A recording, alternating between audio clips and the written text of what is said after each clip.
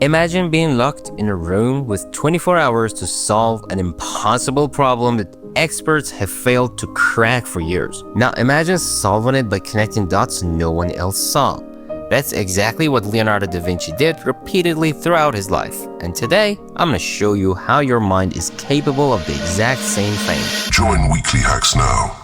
The education system has kept you in the dark about being a genius on purpose because they love your money. The powers that they want you to believe it's genetic, like a random lottery where only a privileged few can win. The secret that history books conveniently omit is this: Da Vinci wasn't born a genius. He methodically created his genius through certain principles that powerful institutions have kept hidden until now. Here you will discover the precise strategy Da Vinci followed to master multiple fields. These aren't suggestions. They're the identical principles that led to the creation of the most valuable painting in history, the Mona Lisa, worth over $860 million freaking dollars today. Here is the first principle that will change your life: unending curiosity. Da Vinci didn't only study art. He cut open human bodies to learn about anatomy. He watched birds for hours to create flying machines.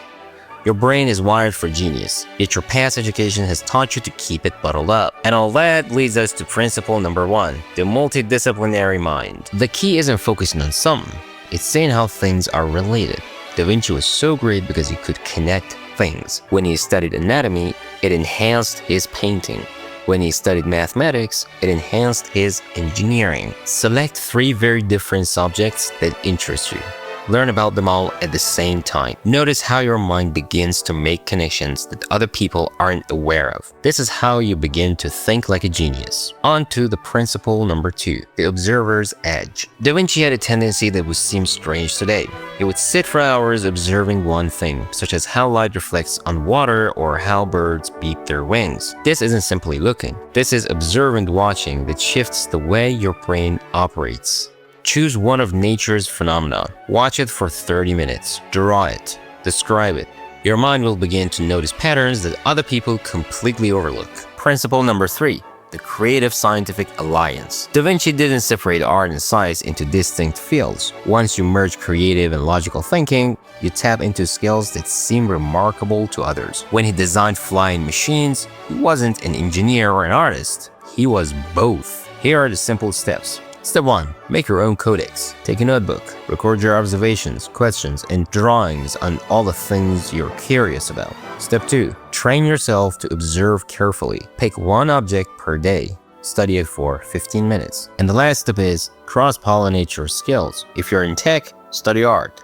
If you're in business, study nature. But here's the thing they never say. This journey isn't easy. Da Vinci was ridiculed. The folks in his time thought he was wasting his time observing birds when he should be painting. But he didn't give up, and that determination changed the world. The truth is, being a genius does not render you the smartest person in the room. It renders you the most curious, the most observant, and the most likely to connect the dots across various knowledge areas. Listen carefully. This next part might be the most important thing you hear all year. You have the same 24 hours Da Vinci had, but something even more powerful. And that is instant access to knowledge you could only dream of. The difference isn't your resources, it's your mental framework. Every genius you admire built their genius. They weren't born with it. Da Vinci constructed his brilliance brick by brick using the exact blueprint I've just handed you. The Renaissance wasn't just historical, it was the greatest human potential hack ever discovered. And right now, while others are distracted,